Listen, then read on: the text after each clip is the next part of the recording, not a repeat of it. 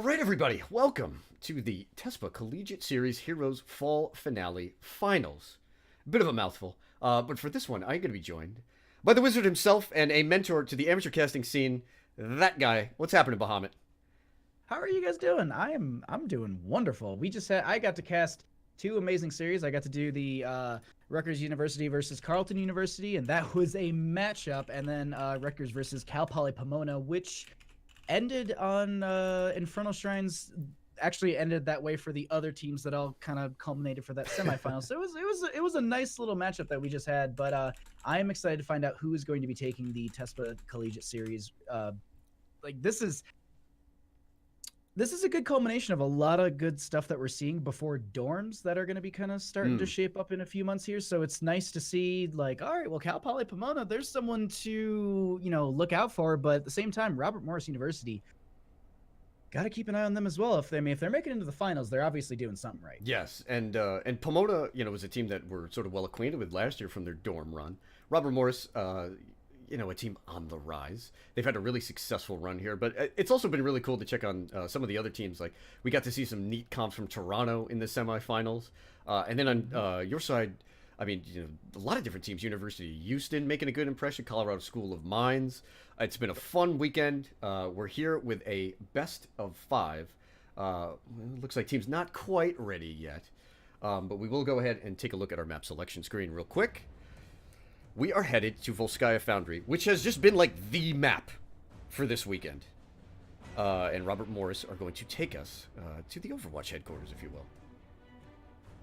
I mean, Volskaya Foundry is it's I wouldn't say it's like, oh, it's the new hotness, but it's definitely a map where it kind of utilizes every aspect that a team needs to be formidable in it. You need your macro play, you need to be able to rotate, grab camps, grab items, and have yourself prepped for timers across the map, and being able to know those timers and how they interact, or how they will be popping up throughout the game as it progresses. And so just having camps, like the biotic emitter as well as the fortification camp, that's huge. But then you also get into the microplay of the actual battles themselves, because it's a come and battle me on this point for a very long time kind of thing. And so sustained comps are huge. We often see things like Cho'Gall because of that. And this is the collegiate series. Teams love pulling out Cho'Gall. Like, I remember at Heroes of the Dorm when someone was joking about it, and everyone was like Dreadnought and like other major casters were like, no, there's no way they would pull out Cho'Gall. And they did, because, well, this is the place to do it. I mean, there was just a Lost Vikings on Dragonshire in the last matchup that you had,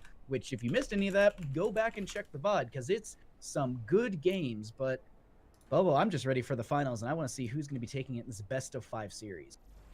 We do graduate, if you will, to the best of 5. Volskaya, it's just a great map, honestly, to cast, because you get a lot of skirmishing and you get a lot of team fights. It's the kind of map where you cannot avoid your opponents.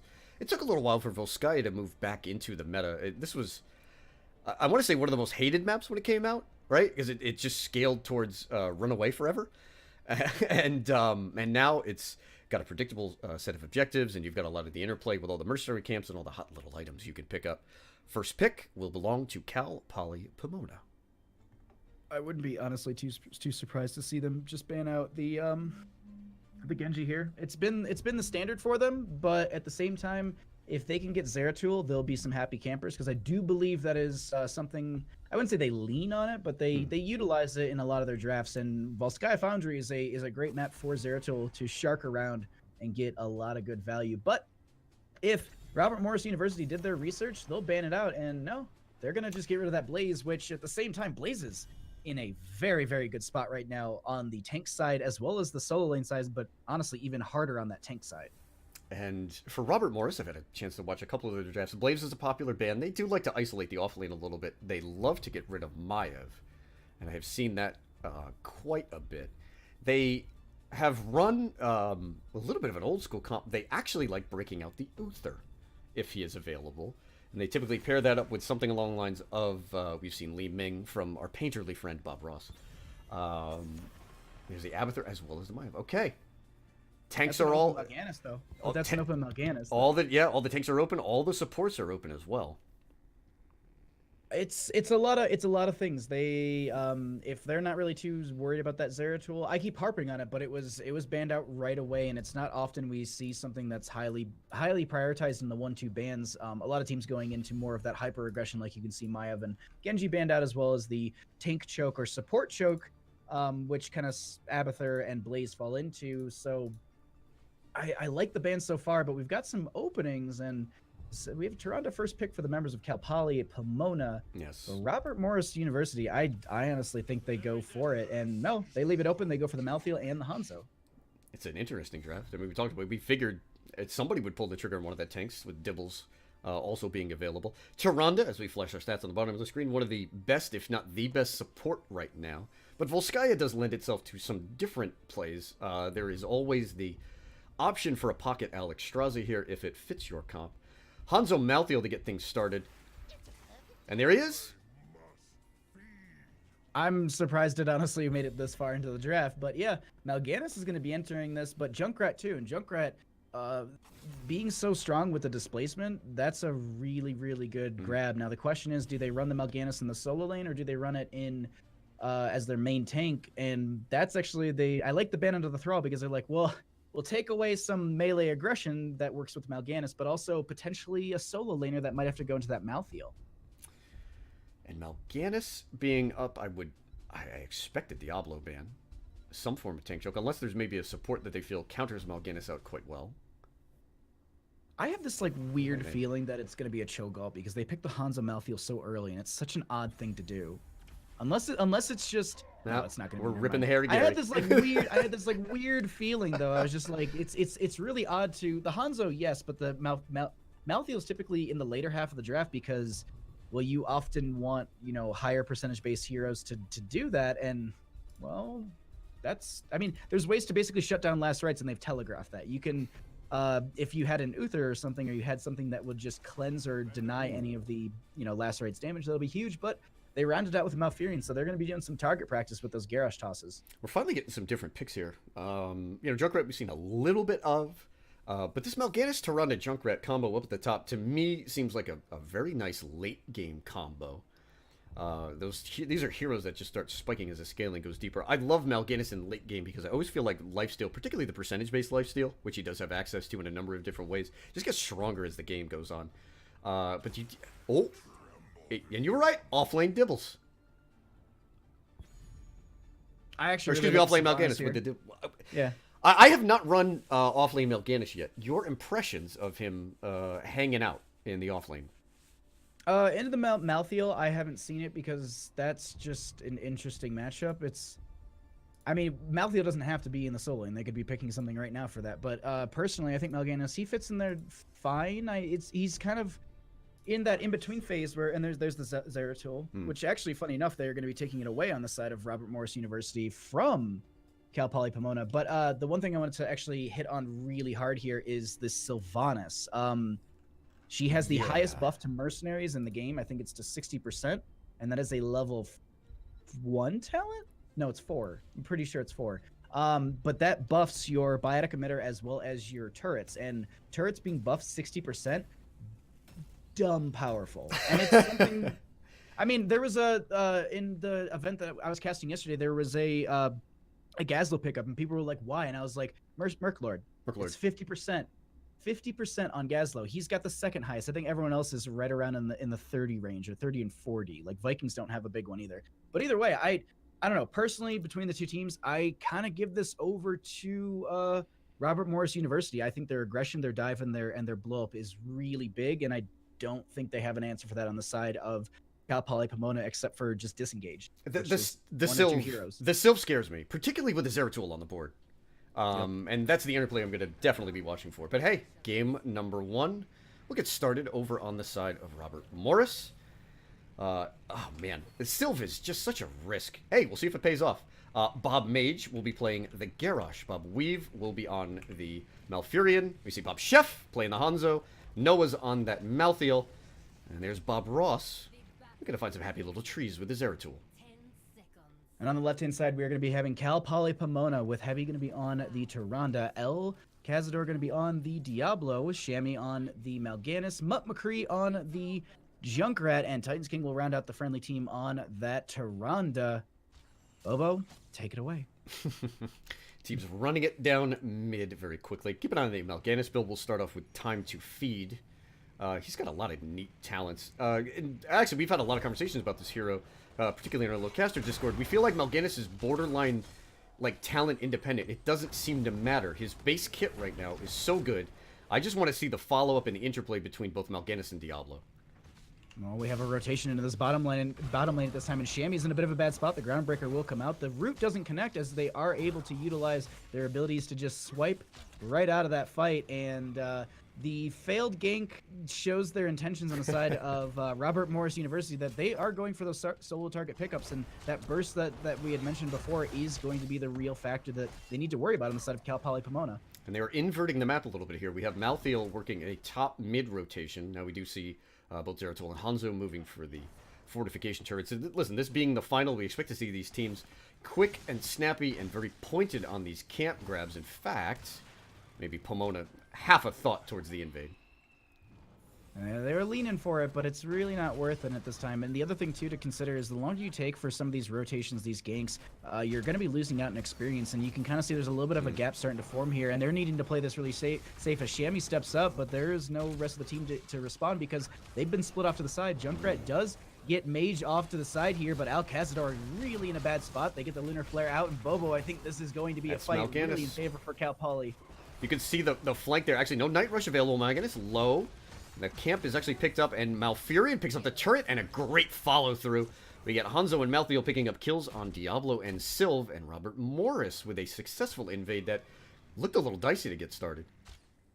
It was a little dicey, but then they found their entry point, and that's really, really big for them, too. And the other thing to note on top of that, during all of that, Hanzo's at 11 out of 12 stacks for redemption, and we're not even we're not even at the first objective, and that is a huge thing to have that auto attack speed almost already done for your Hanzo as you're going into objective 1 in the next 40 seconds or so.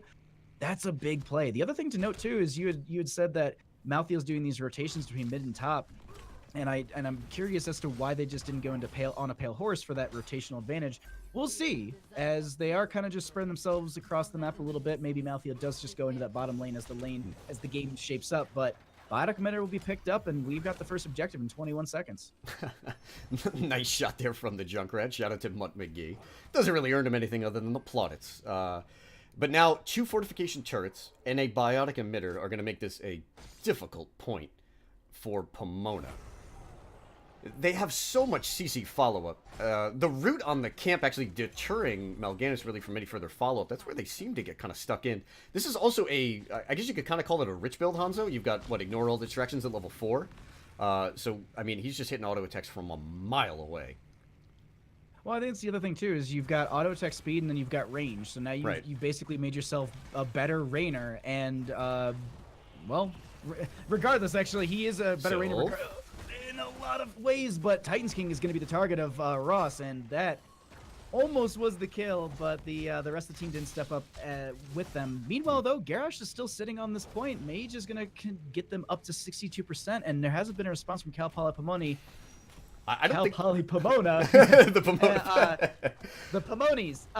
But no, they need to step up at this point because the percentage is getting way too high. But I mean, can they? They're going to be down level 7. They're going to be down. I see Malfurion still has his turret. Garrosh is still holding the biotic emitter. I almost think this is just too dicey of a point. They have no way to go in there and deal with 3 items and a talent tier advantage. And now the Triglav shuffle as we see Garrosh and Malfurion hop into the robot. They're going to go ahead and skip the mid lane experience, which is often what we see. We see a lot of teams just go for that mid lane gate and get that boost in experience, but rushing straight to top is probably your best bet. The more you can open up this lane, the better it is for yourself. Think of a lot of Dragonshire's situations where you are going to be having that top and bottom lane being the heavy priority around those shrines. So them prioritizing this is a good idea, but at the same time, they're kind of waning a little bit, Bobo, and they need to go in. They need to do something. Bob Ross is sharking for it. Remember, Forts now have true sight, so he just jump onto Sylvanas there. They're also slapping the Zeratul W on there. So the Triglav is going to go ahead and lay waste to the top fort. This is going to be a huge XP advantage. And Baja, what do you think Robert Morris is going to be able to get here? Not just after the Triglav, they've got a window where they can build towards level 10. I mean, are they going to be able to set themselves up for the top objective up next? Are they maybe thinking about putting in some pressure in different parts of the map? Top lane's pretty much already set for them. They can kind of, I wouldn't say forget about it, but they will go ahead, grab their camp on the right-hand side, add that pressure, consistently pushing that lane. They could realistically just play the slow game, get your 10s, and then just maybe go for a pick before the objective starts just to make your next objective easier. That would be my game plan, as you're only half a level away and the lanes are easily going to be pushing up into you in mid and bottom. You just kind of let top lane ride as they already have that camp pushing in there. And I don't know. The way that they're playing this, it's hyper aggressive.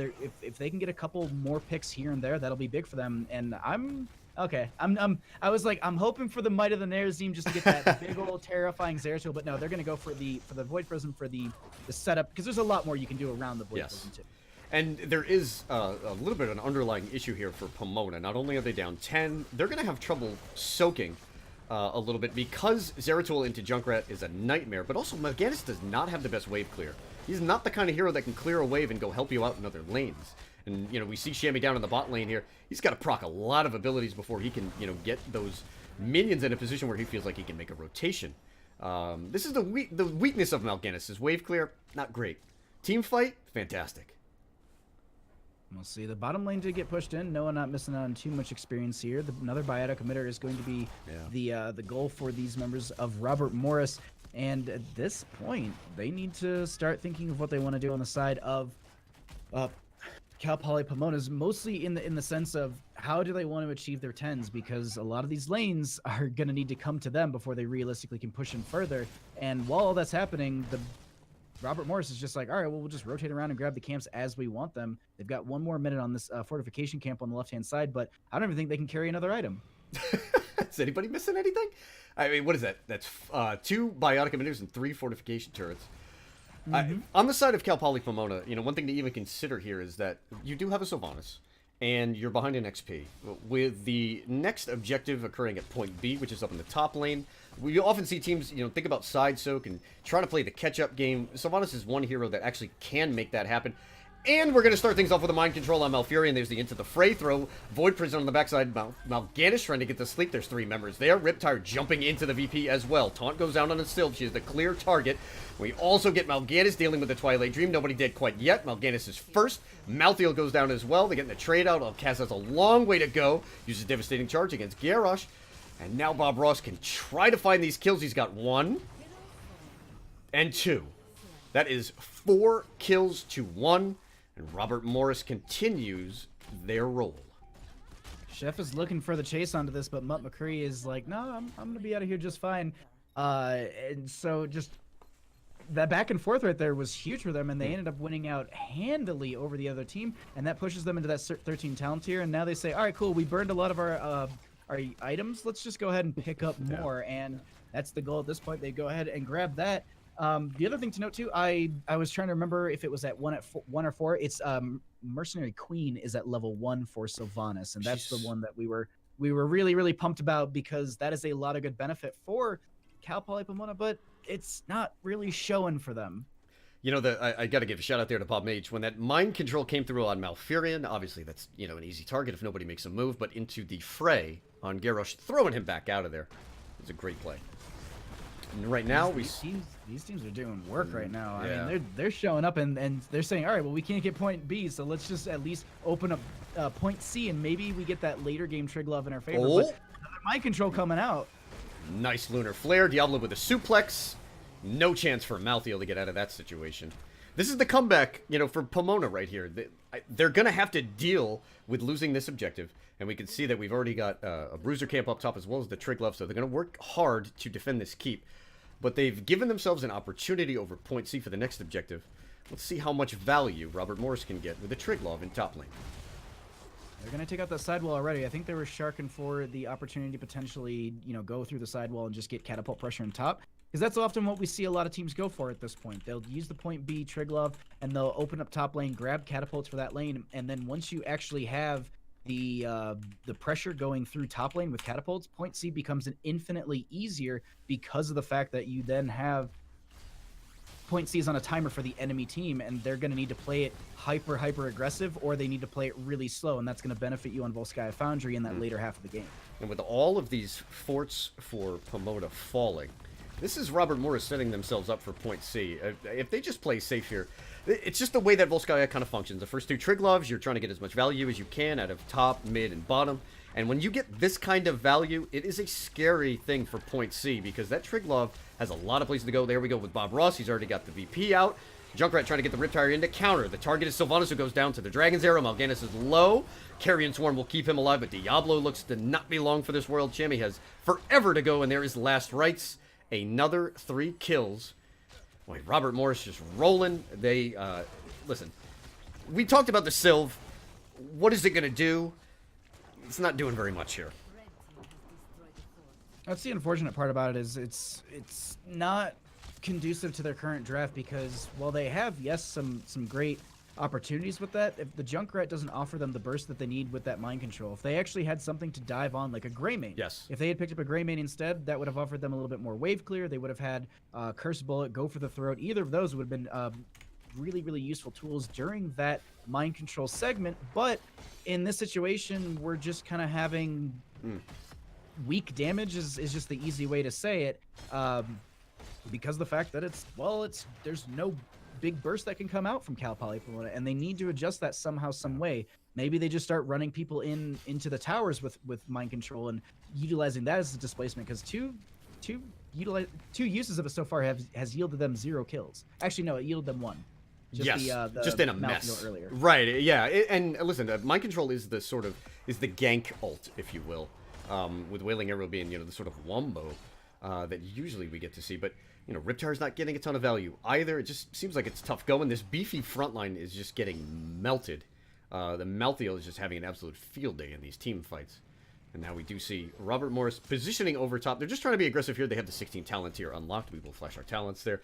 Also taking a peek at some of our stacking talents. There has been so little fighting in the laning phase that, a lot of these questing talents are nowhere near completion, but it certainly has not bothered Robert Morris. I'm sure they're very comfortable with their early game advantage. As long as the Hanzo can auto-attack quickly, that's all they need to do. Hanzo putting out just 31,000 hero damage. The closest thing to that is Junkrat with 21,000 on the opposing team. So that just kind of shows where we're looking with some of these numbers, and how this Hanzo is getting them a lot of value in a lot of these team fights, because that range, that poke, and it whittles a lot of these lower health heroes down. Heavy and Mutt McCree kind of struggle in these situations, and then you just have Noah, who can run around on this Malthael while they are going to be scouted out for top lane. This is a Point C Triglove, and this will get a lot of value for the friendly team, as there isn't really anything for them to pick up on the left-hand side. We'll have to keep an eye on Cal Poly Pomona. They are a full level away from 16. Romage, field goal on the Dragon's Arrow, but Diablo has a long way to go. There's the root. The Trent looking to lock him down a little bit. Shamby's on the backside here. Obviously, the target is Diablo. Mage coming in. There's the flip. Keep an eye on the taunt. Rips it. Has 2 members. We see Starfall, Mind Control on Zeratul. Mal'Ganis eventually goes down. Bob Mage has a long way to go. Avoids the Lunar Flare there. And it is just 1 kill as Mal'Ganis goes down. A lot of R buttons get pushed, but only 1 kill. And the mind control, once again, not working out in their favor, as Zeratul has gone in and found an entry with this double VP, finds a kill onto Tyrande. Mutt McCree is going to be the next target. They drop a turret as well. They turn around and start chasing El Cazador, and looks like that is going to be another pick for them. Titan's King is low. There's the Moonflare, not going to connect for a kill. They grab this camp, and Point C is open and available, and with level 18 to level 15, this is easily theirs. They could even try and push up the bottom lane a little bit more and make this last Triglove even better for themselves inside of Robert Morris University. Pomona is going to have to work hard to not lose a keep here. They do have the benefit of a little bit of time on their hands, if you will. Once they do clear this top, we expect to see the rotation down. The front line, this Diablo Mal'Ganis combo, which has so much CC in it, doesn't appear to have enough peel. And Bob Ross has just had a field day on the Zeratul. They've had trouble getting into the Malfurion. And again, I do have to shout out Mage for his Garrosh play. A lot of great tosses, not just the offensive kind either. He's used into the fray very effectively here. And there was the point when Zeratul actually got mind controlled, and they used the friendly toss basically to get the friend out of there, and it was a nice utilization of that tool. And we currently have 4 turrets sitting on the members of Robert Morris, and they're looking for a fight because they want to take this before 20s are achieved. 78% on that Trigla Protector, and it looks like we're going to be setting up for a nice big brawl, and potentially, Bobo, this could be game ending depending on who wins it and how handily they get wiped. Oh, 100%. Triggerlove starts to get the boost. Once you get past like the 15-minute mark. Listen, Pomona's got to all in hard. We see Bob Mage positioning out on the sides. There's Mind Control onto Zeratul. However, the Dragon Arrow, it just splits again. So both of those cooldowns get traded out. And there's the robot. And Robert Morris looking to hop in. That is a long way to go. Mal'Ganis is on the backside with a little bit of Night Rush action. Bob Ross, you can tell, is moving forward. Wow, Mind Control again. Carrion Swarm keeps Mal'Ganis alive. For now. They're chasing this, and they want to go for more. Then it's going to be the Hanzo getting the Scatter Arrow off the wall. They're going to follow that up with a Sylvanas kill on top of that. Diablo did finish Soul, so they do have the opportunity to play this a little aggressive and just maybe come back into a fight. They're going to pop the Lightning Breath, and it might be a bad idea to do it this far forward. Riptire going to be coming out as well, looking for someone in the backline, but actually going to go straight into the Trigla Protector. They haven't killed it keep just yet, so they don't really have any catapult pressure, and dying here might be a bad idea, but McCree is doing as much as they can while the enemy team is just pushing in on this, and they're going to set their sights on core at this point. They still have items. We slapped the Nintendo Power Glove onto the core. Diablo will have to retreat back. One turret down. There's the emitter. Keep an eye on heroes jumping in and out to drop those points. We still have Malfurion as well as Garrosh in there. The shield goes down, and that looks like it's going to do it. Robert Morris with a dominant game one. Hey, Cal Poly Pomona, they took a risk. Had a little bit of a different idea. But in the end, just not enough, as Robert Morris will claim game number... VP. The old VP stop. Game number 1. Hey, if you got it, you might as well use it. You know, just that 2 seconds. Hey, I got the upgrade for VP. Let me just use it really quickly. Oh, man. Again, dominant performance. Robert Morris with a 14-3 win there in the kill department. Obviously, they took this game in quite a quick fashion. That's game number 1. 17 minutes, 17 Volskaya Foundry game. That's a quality game, and these teams are showing up. But honestly, I don't think this is indicative of what we're going to be seeing for the next. I'm going to say 4 matches because we're probably going to game 5. But I don't think it's indicative of Cal Poly Pomona's skill or level of ability. I just honestly think that their draft fell a little short in the damage realm, and while yes, Junkrat did output at 31,000 hero damage overall, Hanzo was just sitting around a mere 53,000. So yes. it just kind of shows if they would have had something else to burst with the Sylvanas Mind Control. I said it in the game and I'll say it again. They needed something to secure the kills. If they can't secure the kills, their entire draft just does not work. And unfortunately, their draft really didn't work throughout that game. I mean, in the early game, you're talking about Junkrat Sylvanas. Okay, you have wave clear. You don't have any damage. And the priority on Mal'Ganis came back to bite them because we talked about how hard it was for him to get a rotate up. He always seemed to be late to these team fights. Malthael just out-clears him in any situation. I like Mal'Ganis as a main tank. I'm still not convinced by the offlane. It makes sense if you've got a little bit more security and if you're not getting overrun in the early game. But I mean, Junkrat Sylv, we know that they don't really spike until what, post 16. I mean, you need talents like Cold Embrace and whatnot for Sylv before she can really start to pump the damage out. Yeah, Junkrat, I would say, really spikes around 10 with the Riptire because that's your big level of burst, and then you have the poke to follow that up and such. But I agree, yeah, it is a later game composition, and the early game was, I wouldn't say punished hard, but they caught a few people really early, and that's, I mean, we saw consistently through the game. It was a high level of experience advantage and level advantage for the members of Robert Morris University, and I think that's going to show exactly their level of ability and skill and aggression. And to be honest, this is, they came off of the last series. They're warmed up and they're ready to go. And maybe this was just the warm up for Cal Poly, and we're going to see a nice big old late game from them in the next one. But that was something that Cat Peach and I did hit on, is that they do thrive in that late game. And if you can shut it down, it's obviously, you can see it gets shut down hard. Yeah. And Robert Morris had a very odd set. I think they were very happy to come back onto a map that they're very familiar with and just play a standard comp and not have to deal with any shenanigans. Toronto took them to Cursed Hollow, and broke out the supportless Abathur, and beat them on a core race with Sylv as well as Greymane. They come back in game 3. They have to deal with Vikings and some, a little bit of that wacky Sergeant Hammer Zarya push. They dealt with that very effectively. So I'm not really sure if I would call Robert Morris a team that's like susceptible to cheese. But I mean, game 1, when you stare and you look at those drafts, they're on very good heroes. They put the priorities in the right place, and that led them into a game 1 victory. That first game was a good one, quick. but we've got. I mean, I'll say this: 17 minutes on Volskaya Foundry. I'd say that's an average. I mean, I think that's Yes. a Blizz Heroes, like, your target time. Overall though, I want to see more aggression out of Cal Poly Pomona, and I think that's really what I gathered from that last game, and what I had seen from the other ones that I had casted before. They're able to be a lot more aggressive and do a lot more damage than we had seen in this game, and I honestly think they maybe underestimated Robert Morris, or they just thought, hey, we can run him down with the Sylvanas and get some value, but that's not going to be the case in this situation. But we're going to get ourselves set up for the next match, and I mean, we got a lot of maps to potentially go through, and I'm already liking what I'm seeing for this game too. Yes, I mean, maybe it was just possible that Poly Pomona had something that they liked. They felt like throwing out a different type of comp, different style. Listen, we've seen that before, plenty of times. But for map number 2, I mean, hey, we started things off with one of the more popular maps of the weekend, and now we're moving to NA Amateur Headquarters. We're headed to Infernal Shrines, because what would a set be without IS?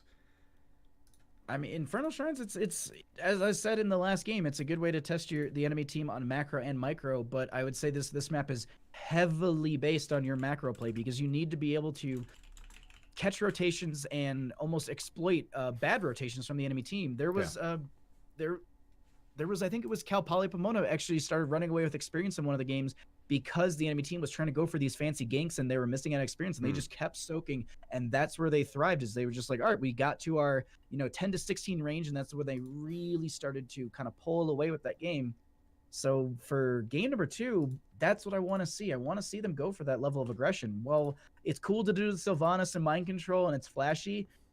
Go for the burst, like go for that Zeratul that got banned out against you. Don't have it drafted from your own team, because it seems like that's what they really wanted in a lot of games. I mean, even Titan King was in my Twitch chat just like free Zeratul, and I'm like, okay, yeah, get it, dude. And Titans King, I mean, I love seeing Zeratul. You talked about Might of the Nerazim too. Didn't even need it. Just the cleave build, being able to proc the bonus damage on 2 targets was just enough. Particularly when you have Sylv, Junkrat, and Tyrande, and they've only got like 50 health points between all of them once Zeratul hits 16. It's just a scary thought. All right, so let's see. When I'm hot, team's looking like they're good. Let's get ourselves all our captains squared up.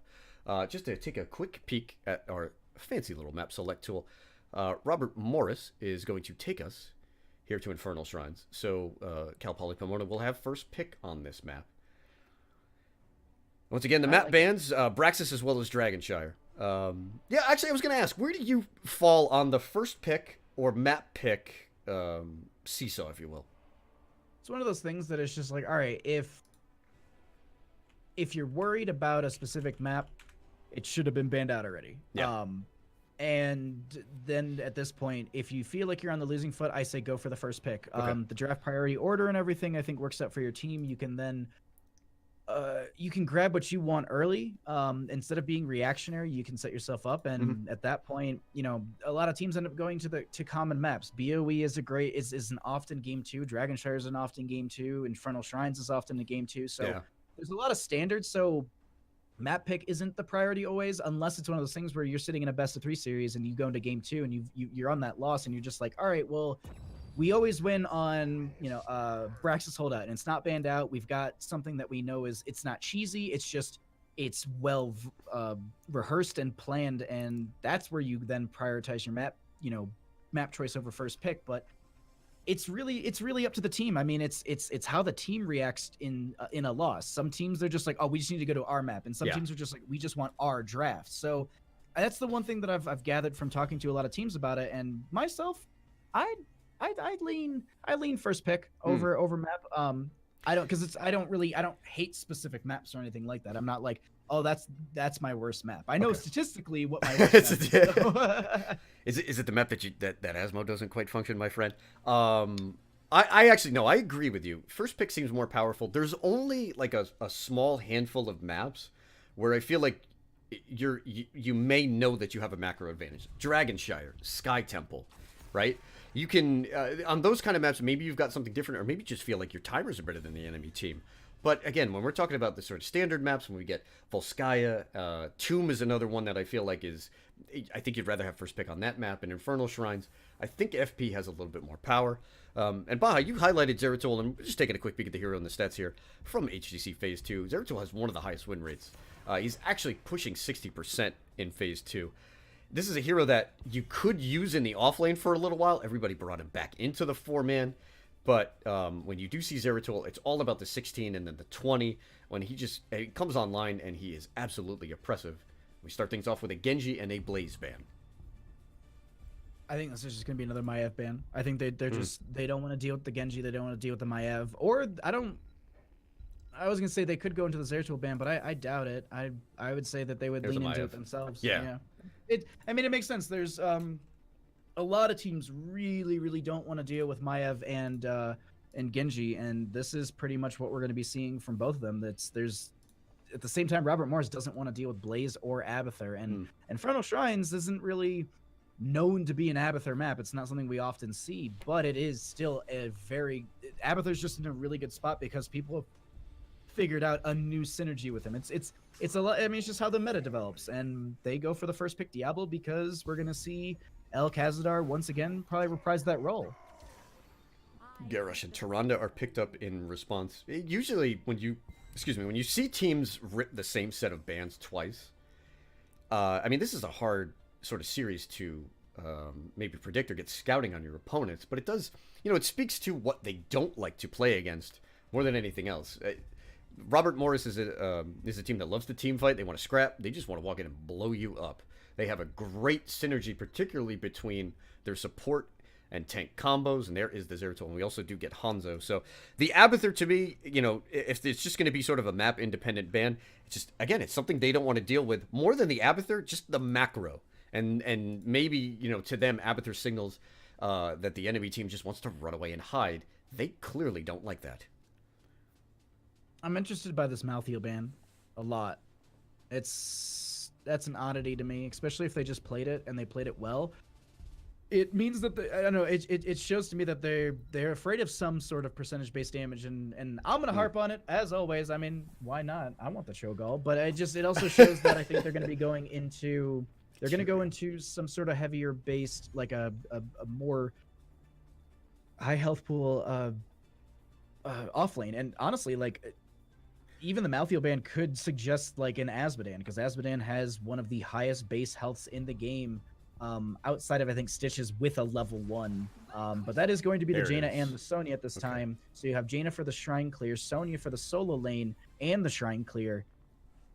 Oh, I hope it's a Leap Sonya. I really do. Realistically, it's probably Wrath of the Berserker because you get way more burst and damage out of that, but Leap is just a fun time. So, Robert Morris did pick Sonya earlier, and they did break out Wrath of the Berserker. However, if you see that Tyrael ban there, you might think, Tyrael? Really?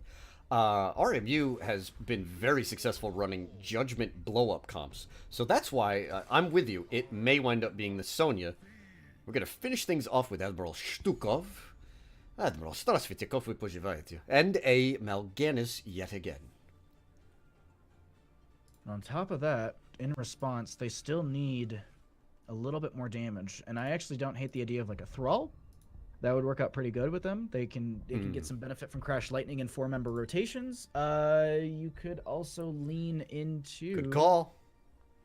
Oh, all right. Well, that's it. All right, draft's done. We did done. It. Got it. Short him up. No, I mean, realistically, also, I mean, to pair with the Jane and the Sonya, I was thinking like you could go into things like Phoenix. It is melee, but there are slows that benefit a ton, and with Warlord's Challenge to set them up for even a Planet Cracker. You could do Warlord's Challenge, Planet Cracker, or you lean into that Decimate. You get a slow off of that, and then you have the benefit into Purification Salvo. There's a lot of good setup, and it's always fun to see when new heroes come out how much of a shift there is in priority, and how it's just like, all right, like look at this game a month ago, I don't think you would have seen a game without Phoenix. Like absolutely. And it's not because Phoenix has fallen off. Phoenix got nerfed.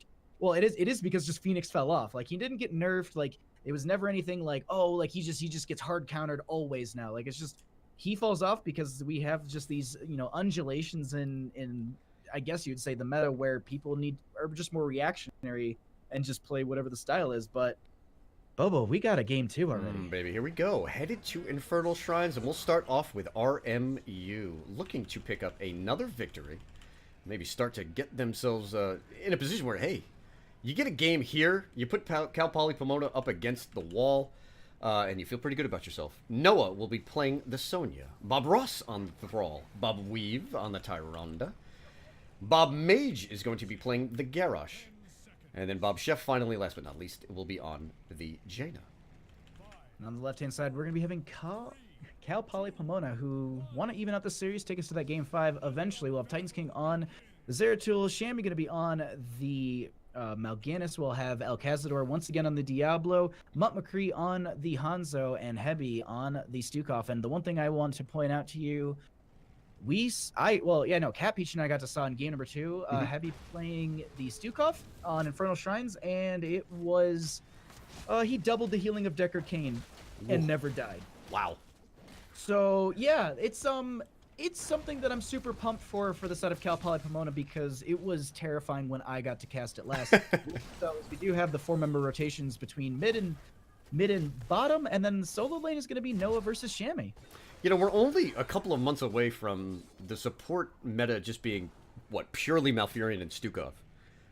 We were living in that for a little while on the amateur side of things. It was Stukov was just the ever-present. And Stukov went through a number of different changes, a reworked talent tree, if you will, but it didn't really change how the hero, ostensibly functions. You still have the virulent reaction combos once you get to 13. I forgot about that combo long enough that actually I got punished in Scrim because I didn't respect the damn thing. So listen, you called out Heavy for the Stukov. I'm actually excited to see it. I'd love to see this hero and the intricacies in which he is built around. I also like the grab at level 1 to increase the area of the lurking arm just to allow them to have even more blow up potential.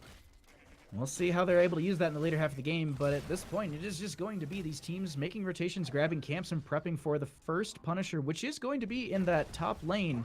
We'll see maybe a priority onto the bottom lane camps, and there is a bit of a brawl breaking out, but don't think that they're going to be stepping up to try and steal this away, and they just go back into their rotations because they need to find 100 stacks for Diablo as quickly as possible. This is the second game in which Robert Morris has been the first team to make the macro moves.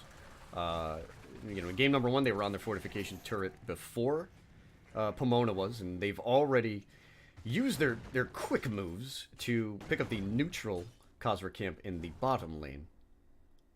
Level 4 is coming online here. Let's take a peek. A little bit different for Hanzo. We get back into the simple geometry followed up by explosive arrows. Zeratul looking for another. So standard build, we go cleave and cleave. Jaina doing all right thus far on Fingers of Frost, but no PvP damage, so Advanced Ice Block is a huge power spike, particularly against the Zeratul. And Pomona maybe just trying to avoid the Jaina thus far and deny that quest progress. Yeah, they're doing a good job of it, and at the same time, I think they're fine with just saying, all right, well, we'll just continue to rotate through lanes, get clear in mid and bottom. The experience is almost dead even between these two. I actually literally looking and pulling up the number here. It's it's like there's like a 30 experience difference. It's control 4 if you want to check that out. And bingo. And now we have the first shrine activating in the top lane, and there's no priority on the side of Cal Poly Pomona for their bruiser camp.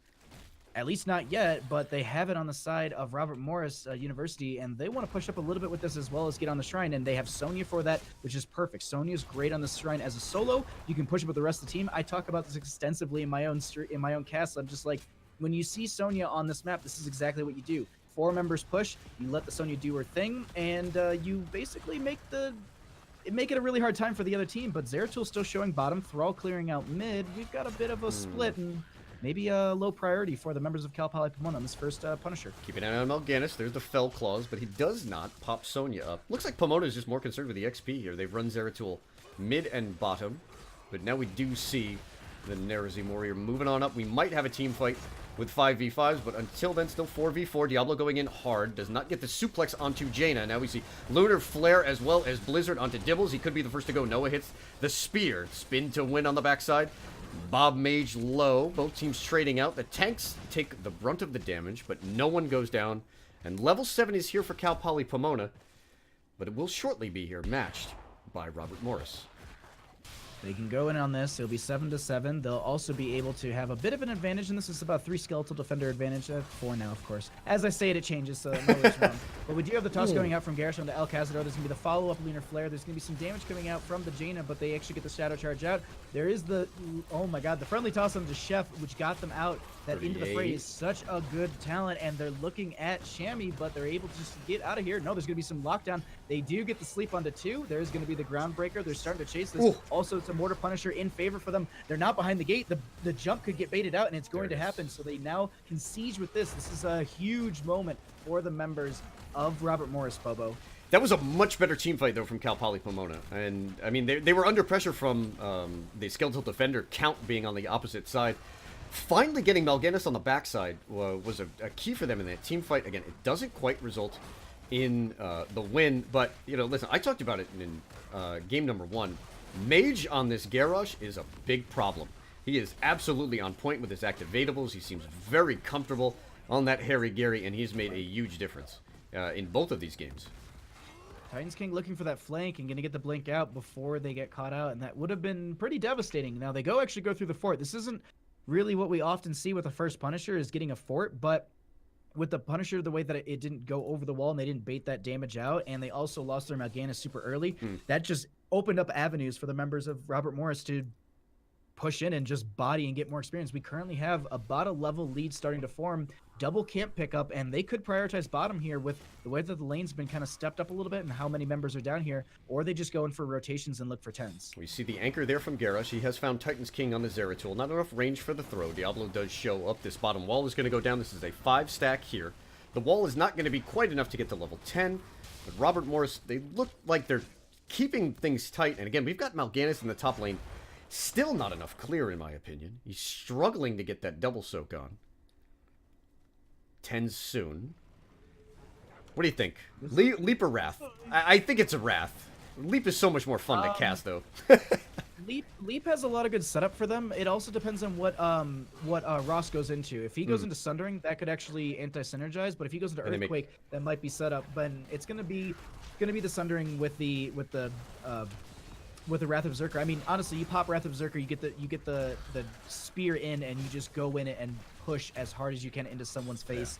You're gonna get a lot of value here, as Noah's gonna be progressing in their talent tree. 13 and 16 are big talents for her sustain as well as her baseline damage. But pushing a little too far here, and they're gonna find Garrosh, and the silence is there. The Indomitable's not in time. Sundering comes out a little bit late. They almost trade 1-for-1, and the VP will pause this fight for now. They make the disengage. Hanzo Arrow not going to connect a little too early. Titans King is going to be turned on, and that's a 1-for-1 trade at this time, as Mal'Ganis has come down a little too late. That, oh boy. Listen, we're going to harp on it a little bit. That looks like the comms for Pomona just failed them right there. You had VP and Shtukov's Pustule go through it. Then you had Dragon Arrow go through it. It just seems like they were a little off sync there. They had a great opportunity for a counter engage.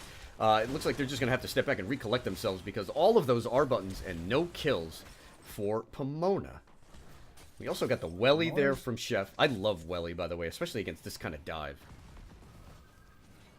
Being able to take out the sustain in both mid and bottom makes this, and not having a fort and top, makes this so good for the members of Robert Morris University, because then now, we talked about it on Volskaya Foundry, if you have no sustain, you have to run back to your keeps. You have to rely specifically on just your Stukov to get that back for you, and then if you're out of mana, well, you're out of options. And so that's just, it's good plays coming out from both these teams, and I really like what Robert Morris is doing, is they're consistently putting Cal Poly Pomona on the ropes, and I don't think that they play very well on those ropes. They are a later game team. They need to kind of have that momentum behind them in a lot of these situations, and when you can see, I mean, you called it out, there was a bit of a comms miscommunication, and I think that revolves around them kind of being on those back ropes. They have the setup, and they're kind of rushing for it, but they need to step back, take a breath, take it a little bit slower. They've got a lot of good abilities and team fight mechanics. They just need to synergize everything together. And so if they can take a step back, I feel like the Shrine could be the transfer of the game for them. But at the same time, Robert Morris, they could just sit there and push harder and take this next Arcane Punisher easily. However, for Pomona, Silver Linings, they do have the opportunity to get an even talent tier fight. They're going to get this objective started. We do have an Arcane Punisher when all is said and done. Shambi on the front line there on Mal'Ganis, looking for the Night Rush. No targets available. We can see Noah looking at the positioning. Titans King puts a VP on the backside. We see Carrion Swarm as well. Tried to get proc, but it got interrupted. Another whiff on the Dragon's Arrow. Zeratul goes down first. Mal'Ganis trying to get value. We see Bob Mage just barely staying alive. Noah under pressure. Carrion Swarm does finally come through. We also have the Welly in there. Mal'Ganis goes down before Flailing Swipe can get him out. That's 0 for 2 on VP into Dragon's Arrow. You see all these low health bars on the side of Robert Morris. Cal Poly Pomona is so close to turning this game around. They just need to get these combos on point.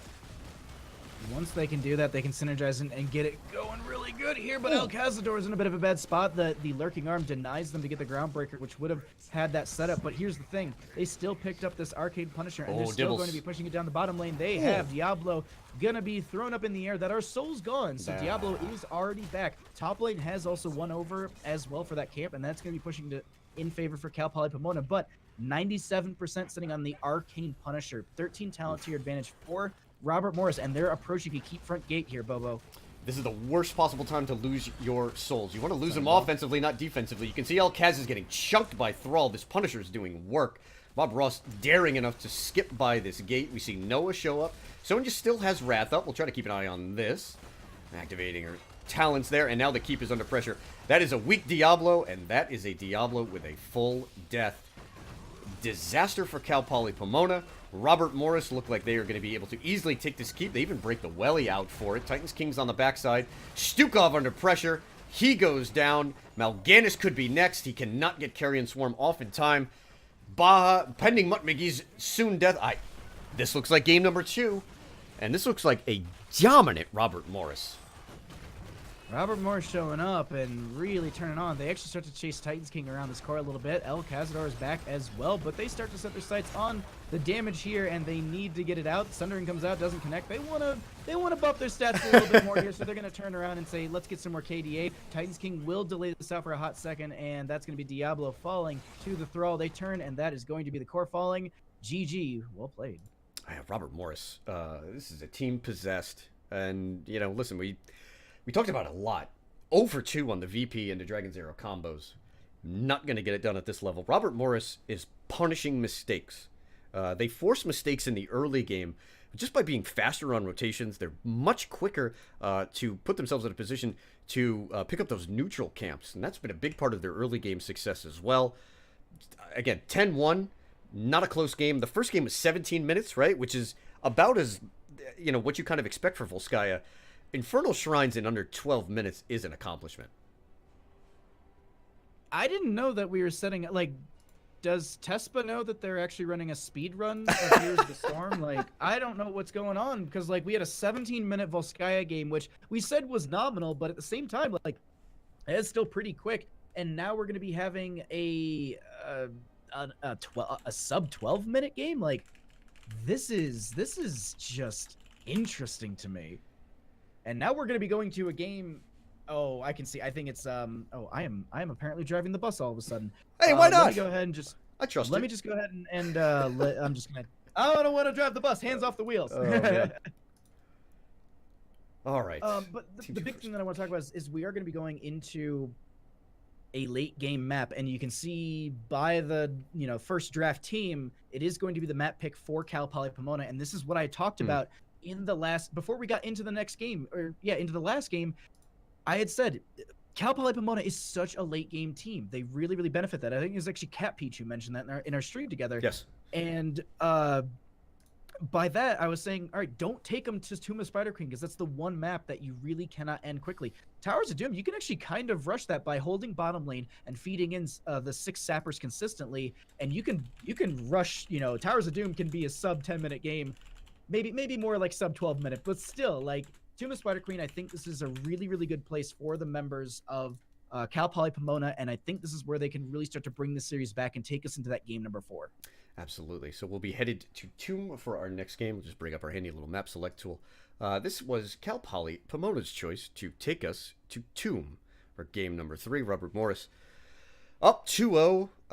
Boy, difficult spot here for Pomona.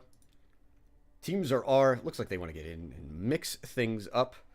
Everybody's. Me too. Oh yes, I love Tomb. Tomb is Tomb's got one of the best throw pits. Tomb has got just fantastic micro as well.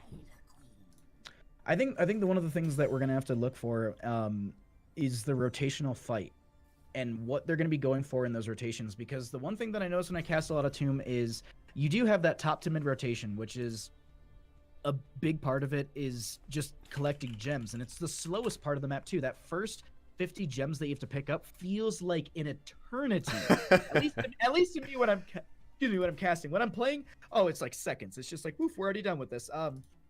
But that is the best time for these teams to stack up questing talent. So look to see, heroes like Jaina or like Hanzo or anyone who needs to quest, like Thrall once again. Yeah. All good heroes that benefit from rotation-based maps. The other thing, too, I wouldn't be too surprised to see a high priority into Deckard Cain here. Being able to drop potions between mid and top is great for your team to be able to pick those up. And since the map is a little small, you can actually have those almost strewn throughout the entirety of it and really benefit. But we're just seeing the same bans here. And actually, Bobo, I don't know if you might have caught up everyone at home with what the map bans were, but we might be able to burn through that quickly. Yes. The map bans for tonight, Dragonshire and Braxis Holdout.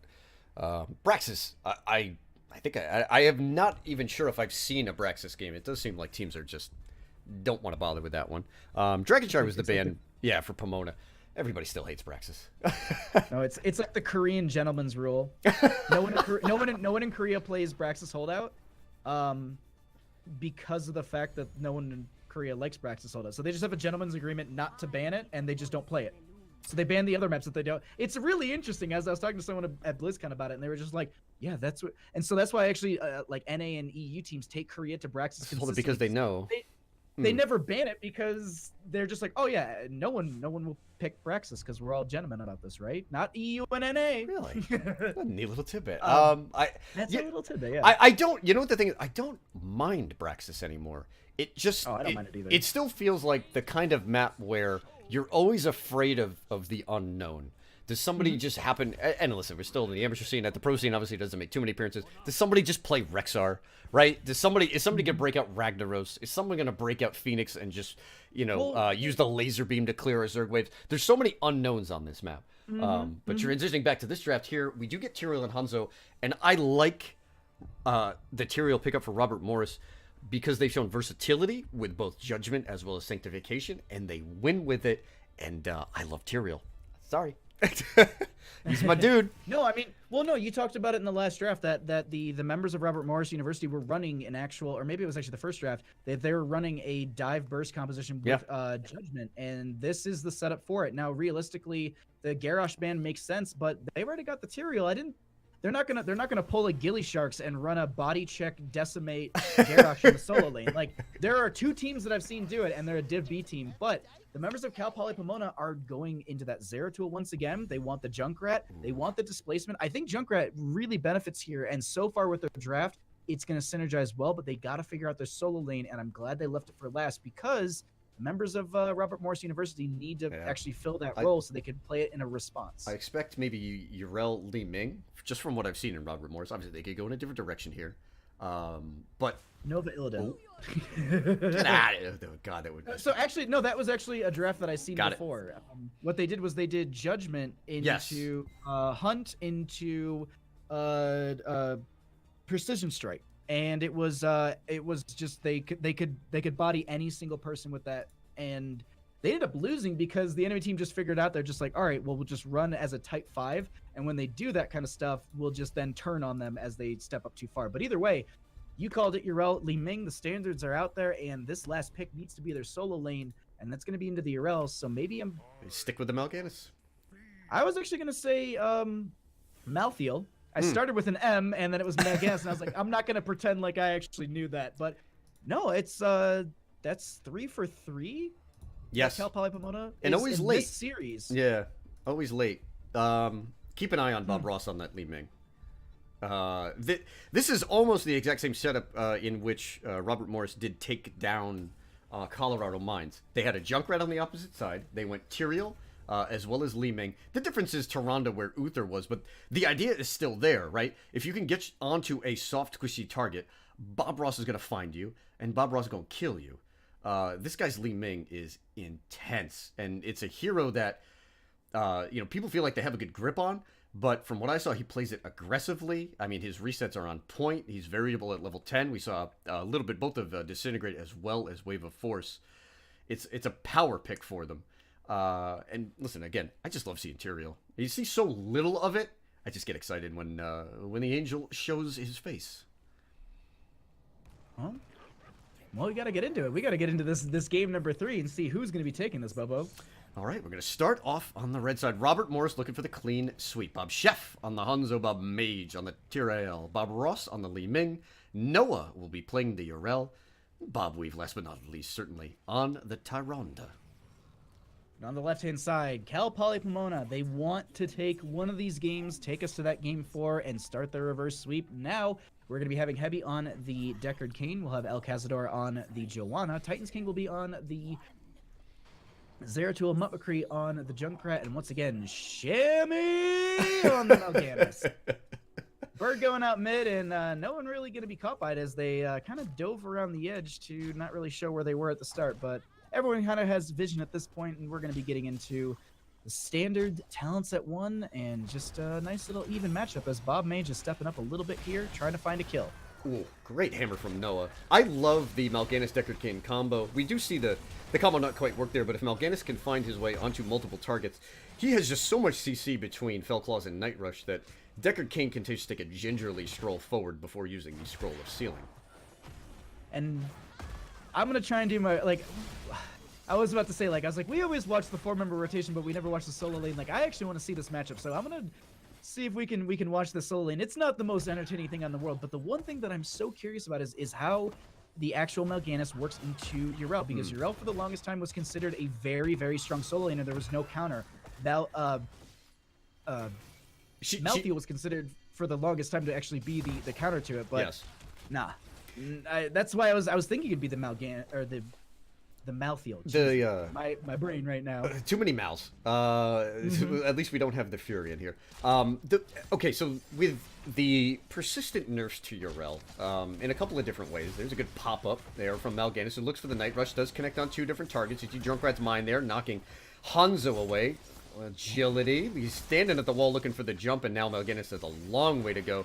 There's that great chase down from Bob Mage. That's what he does so very well on that Tyrael. He helps secure kills in lieu of Tyrael's lack of CC. But getting back to Yrel, what she's about now is less about clear, and it's more about globe control. So if you take a hero like Mal'Ganis, who has 2 different forms of CC, does he maybe counter out, the use of the hammer and the globe control? Is he the hero that might be able to unlock Yrel's, from that dominant position in the off lane? But 1-0 Robert Morris, they're ahead in gems. They're up by almost 15 total. Keep an eye on the gems in the bottom corner. Fam, if you're wondering to see when each team has enough gems for a turn in, those gems will light up. And a little bit of macro here as we do see a number of Cal Poly Pomona ponies moving for the Bruiser camp. We'll go ahead and have that pressure into the bottom lane. Looks like Shammy's going to clear that up just fine. Noah just going to continue to soak the lane. We are going to be approaching the availability for that turn-in. Chef and Weave are going to go ahead and get this mid lane pressure, and typically we actually see that paired with the first Web Weaver turn-in phase here, but we're only sitting at 30 so far on the side of Cal Poly Pomona. And it's a weird spot that they're sitting in right now. They're starting to fall behind a little bit, and this is what we've been seeing in the first 2 games. And so I'm wondering, they need to adjust. They need to start playing aggressive, or they keep making these rotations in the bottom. They're not getting anything. It's 2v1 in bottom, and Noah's just having a blast. And actually, Titans King is falling a little bit low to Noah in this 1v1. We just gotta start talking about this man on the goat. He's doing a bang-up job. If you commit a Zeratul to the bottom, you expect to win. And Yrel has just proven to be impervious to that. Bob Weave getting a quick little turn in. So now Robert Morris has the opportunity to get turned in. They're going to trade chip damage here on the front gate. And they do complete the turn-in with Yrel handing off in bottom. Webweaver turn-in will be pushing in. Mid lane is pushed up a bit, but the Webweavers still have to descend downward. Bottom lane is going to be Noah and Shammy once again. And it seems like they're evening out fairly well. Not really losing out on health and not really losing out too much on mana, but El Cazador needs to play this a little bit slower as they are a little weak on health, and Toronto going to continue to stack up those Lunar Flares from level 4. But the other thing to note, too, is that Hanzo is currently sitting at 16 out of the 20 stacks for the simple geometry at level 1. That will allow them to have a lot more poke and siege into them. Well, just poke into the heroes as they're sieging up. You see, though, as El Cazador is going to have to pop the Iron Skin, falling a little bit low, but the lane is going to be the mid lane seems to be still their priority on the side of Robert Morris University. And they don't really have a ton of siege, do Robert Morris, but they've just applied pressure. You can see they do a great job of splitting Tyrande and Li Ming. There really are no opportunities to get any big hits. With Concussion Mine, we've had Zeratul been preoccupied with Yrel in the early game, and then now he just clears on top. So despite maybe the lack of single target siege damage, Robert Morris does find themselves in a position where they are up half a level. They've got 23 gems to the 70 of Cal Poly Pomona, and I don't know, maybe Pomona has to start thinking about, you know, on Tomb sometimes you give up the early game and you just give it up hard. And you're maybe thinking about the long term and maybe, all right, maybe we need the back-to-back turn-ins. Maybe that's their trigger. They're losing out on XP, a half level behind. They certainly need to be careful. Another kill here is going to start this snowball. What's the recipe for the comeback here for Pomona? Oh. Well, that's not this right now because McCree is going to be caught out. That's going to be the Junkrat falling here. They lose a little bit of their economy, but they still have the 73 gems or 79 gems for the turn-in. They have that availability, but the thing is, they're playing this mid lane really aggressive and then rotating off here and there with like Li Ming or another hero to just grab the gems, push that up, and then rotate back into mid. They're denying turn-in, which is a huge thing. They could do exactly what you're talking about and just go, all right, we're gonna save up our economy for 2 turn-ins. We'll get back-to-backs, but the thing is, they need to even open up that entryway for that. Meanwhile, you have Chef, who's basically soloing camps because they've already finished their level 1. They've got level 7. That's going to be easy for them. And you just go back into exactly what I'm talking about. You can see Ross sitting up in this top lane, not really pushing up and just grabbing the things necessary. And meanwhile, there's just kind of, they're checking between these 2 turn-ins and making sure that they're denying, you know, these big amounts turned in. Like El Cazador is 9 gems away from their entirety of their first turn-in. And if they can get that pick and deny those gems being picked up, that's huge. But Bobo, I think we're going to have a fight breaking out. And Mutt McGee does use the Concussion Mine to bounce away. You know, talking about one of my favorite heroes, Tyrael, he has a lot of added bonuses here on Tomb. He's one of the best tanks for delay. Here's a Night Rush on Yrel. That's 22 gems on Noah, but Tyrael, between, you know, Eldruins, his speed through using Smite, as well as just having shields to, you know, maybe absorb some skill shots, he can be exceptional on this map. He just, in combination with Tyrande especially, you could just rotate. You're going to trade the delays off. It's so hard to get a turn-in finished. And Robert Morris is about to hit level 10, and they're about to pick up their second objective. 21 gems available for turn-in, and they only need 15 here, and we have 109. Wow.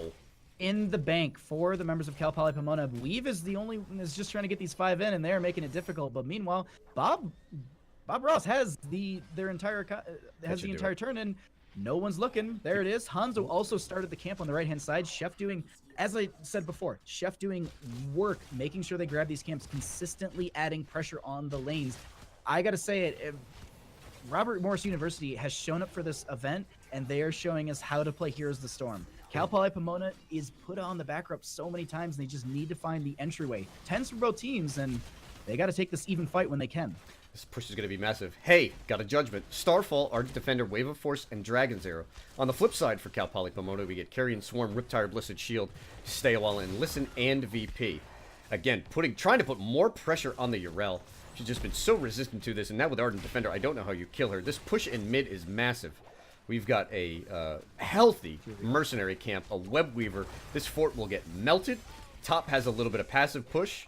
And it looks like Robert Morris just wants to keep pushing mid. They want to try to open this map up through the middle. Middle is low-key.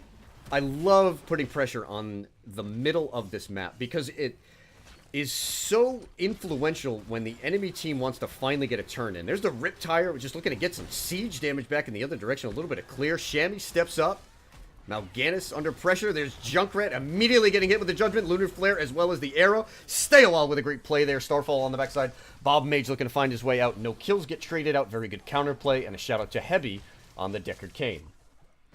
The actual, it was really, really cool. In the mid lane push, Tyrael was setting up for a flank onto Deckard Cain, and there was a great use of the concussion mine from Junkrat to deny that judgment from happening. I saw actually Tyrael get his, his little golden aura around him, and then it just was interrupted right away, put on a 10-second cooldown, and then they dive into that Junkrat in the backline there, but it was a little too far from the Li Ming as well. They had the nice communication for the Dragon Arrow to follow that up, but Alcazador trying to turn in 50 of the 50 necessary. They have way too many, but they've stepped up quite far, and Heavy might be the first one to go. Great concussion mine. Munt McGee with the save. And that's not just a save on one hero. If Deckard Cain goes down, I'm sure RMU would feel like they could just keep trying to roll through there. The next kill that they get may mean a boss for them. They're kind of out of gems. And when one team has this many gems, and it's 145, sometimes you can trade, actually quite often, you want to trade boss for a turn-in, and that looks like what RMU is thinking about here in the top lane. Well, they've got the 13 talents here advantage. They've also got Hanzo with full arrows and everything. You can see them just chunk through this. And the nice thing is, they've put enough people on the map to make it seem like they're just hiding out and maybe looking for a gank. So you can see them. They're playing safe. They're like, no, we don't want to get ganked out because Mage is, baiting us in. Meanwhile, no, we're just getting, Chef is just cooking up a boss and putting that in top lane. They're actually one gem away currently from getting a turn-in, so they can actually stagger boss and turn-in if they just get that one gem that they need. Meanwhile, they're trying to get this turn-in. Junkrat is looking at it. They don't have anyone to deny it for now. Oh, the Sentinel to deny it out. I think Hanzo's got the channel. Yrel has to eat the sleep. She does have Ardent Defender to get on out of there. There's a Dragon Arrow as well. It does come through in the Junkrat. Scroll of Sealing is there. We see Starfall, Blessed Shield to get the disengage. Red Web Weavers are on the way, and Baja top lane still has a boss pushing. Boss is going to be stepping up, but this is where all the fun is at. We have the Riptire coming out. That is going to be the Judgment in the backline onto the Deckard Cain. The VP comes out as well. Shammy looking for some sort of entry here, and Alcazador steps up as well. That will be Deckard Cain going down right away. A reset for Li Ming, but she's taking a bit of a nap. Hanzo goes down as he goes over the wall. Shammy looking for the kill. Carrion Swarm comes out as well. Zeratul going to be falling on her left side over there, and it's just Shammy on an island with Alcazador. And they have got some damage to try and get out of here, but we've got Web Weavers that just descended into top and mid and bottom, and Boss just fell after opening up the top lane for them. Now they can hard rotate here and honestly get catapult pressure and really start to put Cal Poly Pomona even further into the corner in this game, because that's all they've done. No R buttons are available. Blessed Shield will be up in a few seconds. You see Ardent Defender and Wave of Force for RMU. This is going to be a tough defense here for Pomona. It looks like, this is early game Web Weaver, early game Boss, so you don't get too much out of it, but with the wall going down, that win condition is well opened up. We still have about a quarter of a Web Weaver in mid lane, and Shammy has cleaned up on bottom. 16s rapidly approaching for RMU. Cal Poly Pomona, boy, they're going to be desperate to try to find an even talent tier fight. It's a hard place to be in. We're gonna have the extra arrow coming up. They're gonna be picking up the Junkrat kill as well. The Judgment into the backline. They get that, but Mage is so low, tanking tower shots. They're consistently being healed up because Weave is consistently getting autos, which means the healing comes out. They do confirm 3 kills, and now they're gonna confirm a keep. All right. Do you think they're thinking about confirming the game here? Short death timers. It's a little early. Short death timers. They've got a talent tier advantage, but I don't think it's a map where they can rush it. And what a great read by Titans Bob Ross. King? Bob Ross, note there, he read the wormhole. He had no concern about Zeratul blinking in and going for the cleave. That was all about where your wormhole is going to wind up. Shammy trying to get the turn in. There's the VP. Why? I think he thought Mal'Ganis was going to commit to the turn in. No. And that window is gone. That window is completely gone. We have 16, almost 17. This is going to be a 3-level lead very quickly. There are no, not a lot of gems at all. 30. All right, turn-in's going to take a little while. So Bob Ross and crew for RMU are going to fall into that defense pattern. And again, you've got Tyrael online. This is full Eldruin's build. Titans King calls for the pause. We'll just get a quick break. Well, the one thing I want to note here is I think Cal Poly Pomona has easily enough for a triple turn-in. But They haven't even gotten there first, and that was the one thing that I noted earlier. They're playing mid lane super super hard on the side of Robert Morris University, and that's not allowing them on the side of Cal Poly Pomona to really get any sort of advantage that they need. And we're gonna be just sitting in this. We're gonna let one of the members ping kind of level out here because Central server is just so ping hit. No, I'm just. It's just my BM because like I'm on the west and I always have to do central. Okay, it's just like, okay, it's pal. bad for me. Okay, pal. Listen, as somebody who's lived in New England and somebody who's lived in California, you're on the West Coast. You're in the happening place, and I'm in the fires. that actually, you know what I've been meaning to ask about that, because I know where you guys are at. Cat Peach actually lives in San Francisco, where I lived for many years. Seriously, how are things up there right now? Because it is scary. Our friends evacuated Chico 2 days ago, and they've been staying across the street with my neighbor. Okay. Their whole family left, and then Paradise, which I think is west of that. Yes. Paradise apparently gone. Wow. I heard about that. I know. San Francisco was getting a lot of the smoke Saturday, and we actually had Friday, I think, and then we had a ton of it here because the wind shifted and pulled it down to us. Okay. When I was actually flying back from BlizzCon, I could literally see it from the airplane when I was actually flying from Oakland. The pilot was just like, and if you look to your left, you'll see our state on fire. And I'm like, oh, okay, look at that. Like I took a little video and it's just like you can see this red line. It's crazy here, but back in Here's the Storm. I don't really know who kind of takes this because at the same time, while there is a lot of pressure going into the members of Cal Poly Pomona, they have big turn-ins, and if they can get these turn-ins, that's the dynamic shift they need, and that's the late game they want. But the R's are out, and Bobo, I am ready to go. Pause break off. Teams are back in. I like the pickup. Urel, played by Noah, so effectively grabbing the bottom camp. Grabbing the neutral camps here is just, it's another form of delay. Now, again, we see the members of Cal Poly Pomona, 4 out of 5 of them in the bottom lane. It's free turn in, just trying to bank a couple more gems and certainly look for a team fight. Keep an eye on the judgment combo here. I would not be surprised if RMU feels like they can dive this fort to maybe end this game. Well, if they can find a pick here, that'll be big for them. Shammy taking the long way around. Going to get another Lunar Flare stack for that. Tyrande sitting at 14 out of the 20 stacks. We also have Junkrat sitting at 68 out of the 100 and something. I cannot remember. It's 100. Or no, excuse me, 200 for the full amount. El Cazador maybe getting caught out here. There is going to be the Iron Skin pop just to make sure that they aren't caught out in Dovon. But that still means that that's going to be a decent cooldown on cooldown while Tyrael continues to push up top lane and actually speed it up and shield it so that it stays a lot more healthy and a lot more Kaz? But El Cazador, oh my god. And finally, Shammy gets the Carrion Swarm off. So there's a good bit of CC. We do see Malgeddis on the back line. Keep an eye on Titans King. Should be looking for a VP play after this Rip Tire. We finally get a kill for Cal Poly Pomona, but it gets answered by 2. Johanna gone, Zeratul gone, trading out for the Tyrande. And with Urel and all that she can do, in addition to Tyrael, oh, Noah gets flipped over. Bob Chef trying to break that wall down. That wall's gone. Does not have Ardent Defender. There's the hammer. And then Tyrael just says, you know, come under my wing, fam. I got you.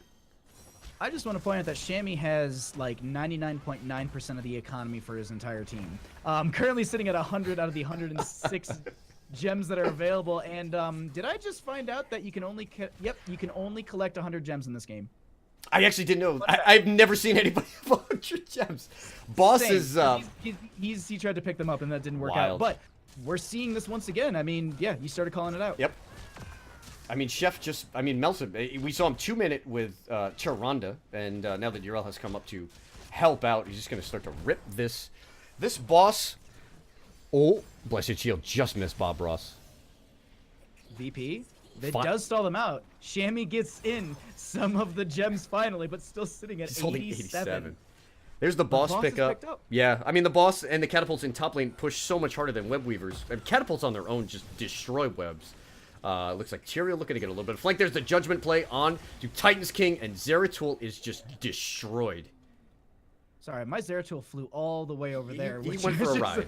I was he was like, you know what, let me show you how far I can actually go with my wormhole. But web weavers descend Bobo, and they really don't care. No, they're going for the core. They've got boss on this.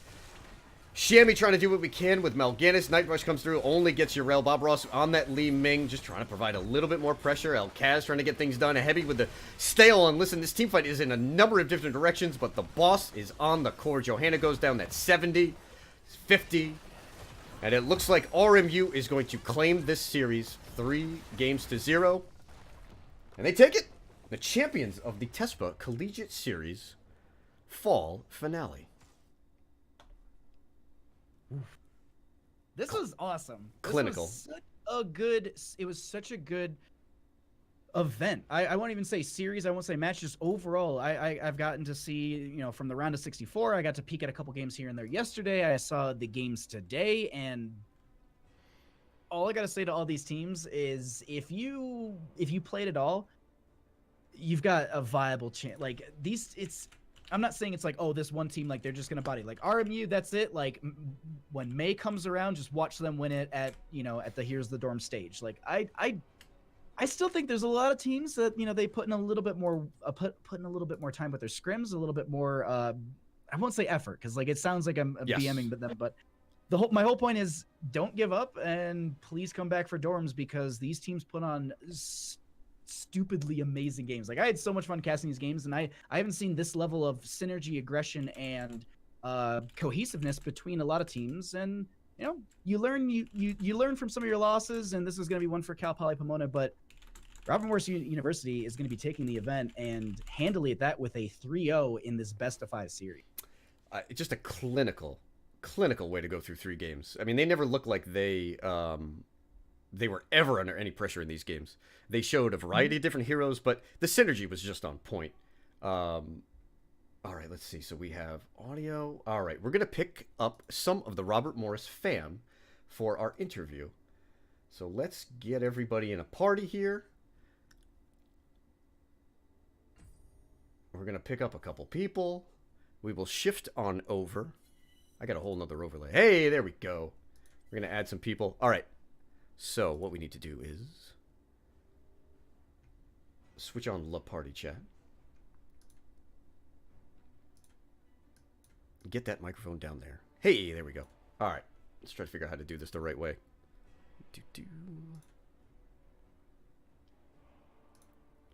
That last turn-in was just so good for them, and they had the VP and everything. I'm looking back over at the VOD, but they just managed to split off so well. The Judgment then back into that fight onto Zeratul. Absolutely.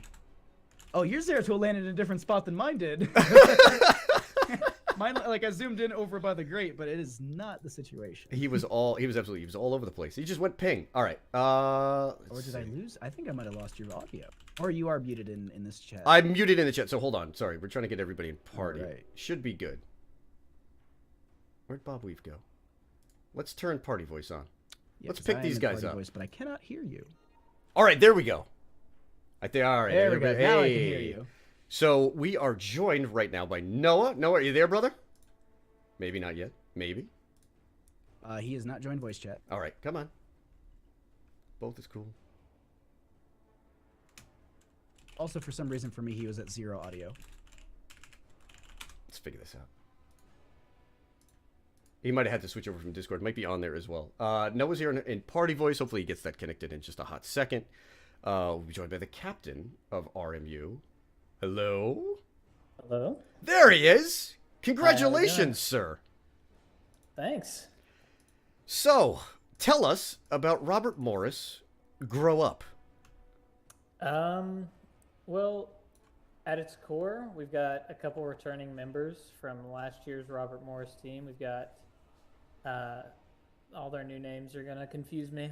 So we got Bob Weave, Bob Ross, and Bob Sheff, all returning from various positions as far as coaching and playing last year. And then we've got 2 newcomers. Right on. To the school. So, walk us through, the preseason setup. Listen, what do you guys do together? How do you work on these synergies that look so darn good? What's the fall preseason been like for you guys? Well, a lot of it came just Daniel and I, Daniel's Bob Mage, and Bob Ross, we all played an open division together, so a lot of the synergy just kind of came naturally. Hmm. Um, but picking up uh, Bob Weave and Bob Chef for that has not been too difficult a task.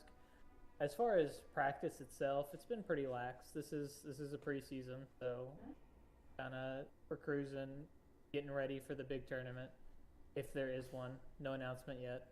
Whoa! Back up, back up. This is cruising for you guys.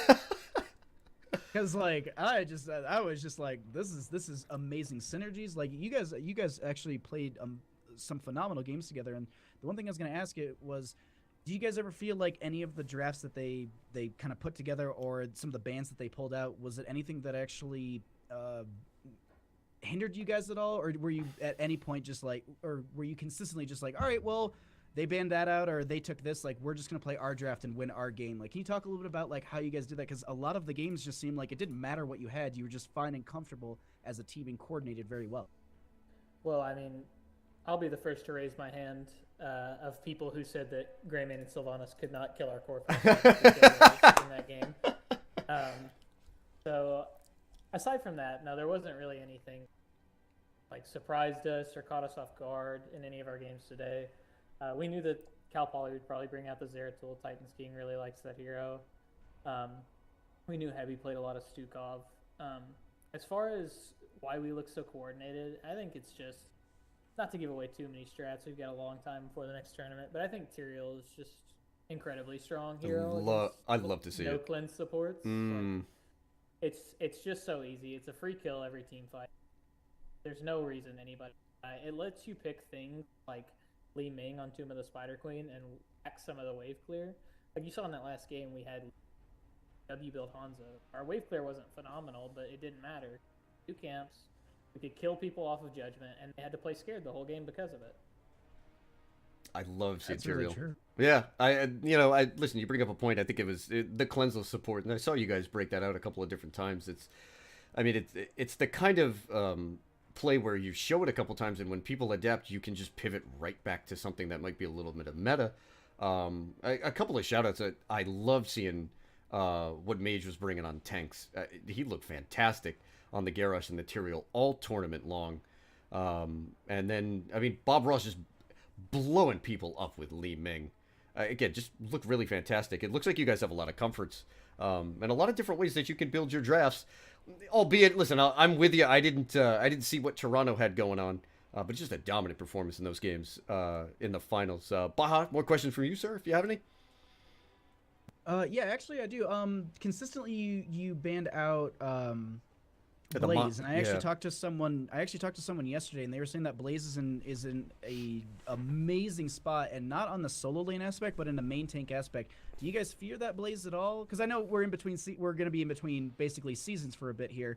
So I don't know. Do you guys fear it, or is it something where you just like we don't want to deal with it? Can you talk a little bit about that? Because it was a heavy priority for you guys to get rid of that. See, Blaze is a polarizing hero in draft because if he's up for first pick, you have to pick him.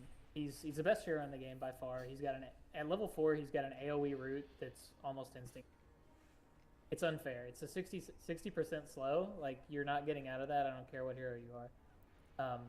So if it's up and your first pick, you have to pick it, which allows them to do blow up comps on your tank. Different It's an stuff like AoE that. stun, yeah.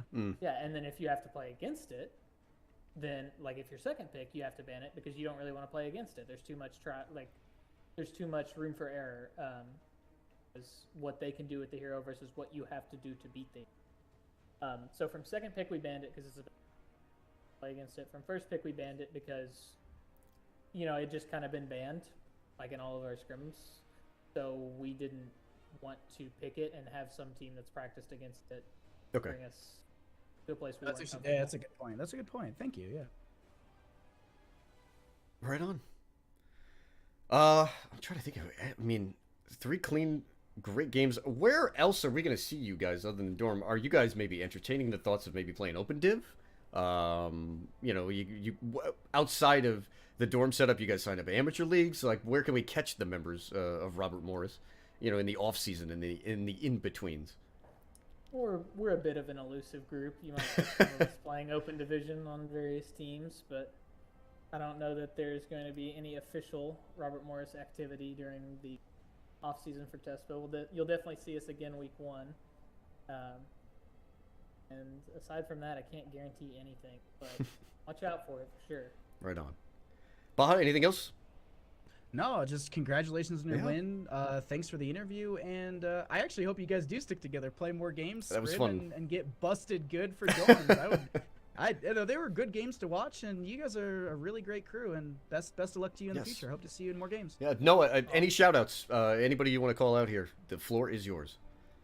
Shout out to all our RMU sponsors. There's a long list of them. There's no way I'm going to be able to remember them all, but the ones that come off the top of my head: Red Bull, Respawn, and many more after that. Shout out to our coach, Matt. He's been great in helping us do VOD review. He's been great in helping us just keep level-headed during games. Shout out to all my teammates. They all played better than I did, and shout out to TESPA for hosting this tournament. Right on. All right, we're going to let you go. Hopefully, we'll catch you guys. Well, I know we'll catch you guys in the spring setup. All the best. The champions of the TCS Fall Finale are Robert Morris University. All right, Baja. That's going to wrap it up, man. What a cool setup we had for the weekend. That was an amazing tournament that TESPA put on here, and well, first off, thanks to them for 1, putting it on, and 2, bringing us on to cast this, and it was an absolute blast. And thank you for having me as the your co-caster for the finale. Man, I have not been able to do a game with you. And listen, I've been watching, I've been following in the footsteps since, well, God, NGS Season 3. This was a pleasure, man. I was really happy to have you on the finals. And then just to do all the quick shout-outs on our end, a shout-out to the admins that really helped us out through this tournament. Ice, a shout-out to you and Alsaya for the help. The mod squad always behind the scenes, always doing great work.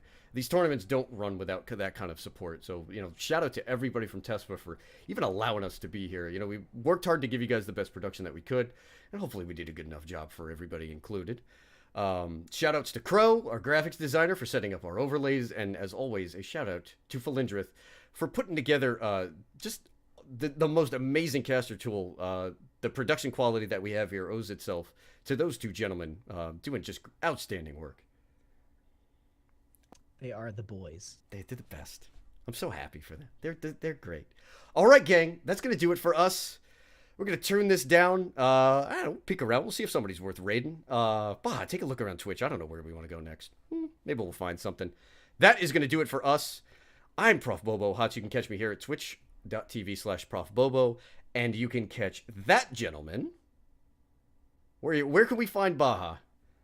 You can find me on Twitch, Twitter, and YouTube at Bahamut Gaming, and I cast Monday through Thursday often, and then the weekends I like to play some games myself. But a lot of casting, Oh, yeah. and a lot of Heroes of the Storm content. All right, gang, that's going to do it for us. You have yourselves a good night, and thank you for being here. Once again, this was the TESPA Collegiate Series Heroes of the Storm Fall Finale.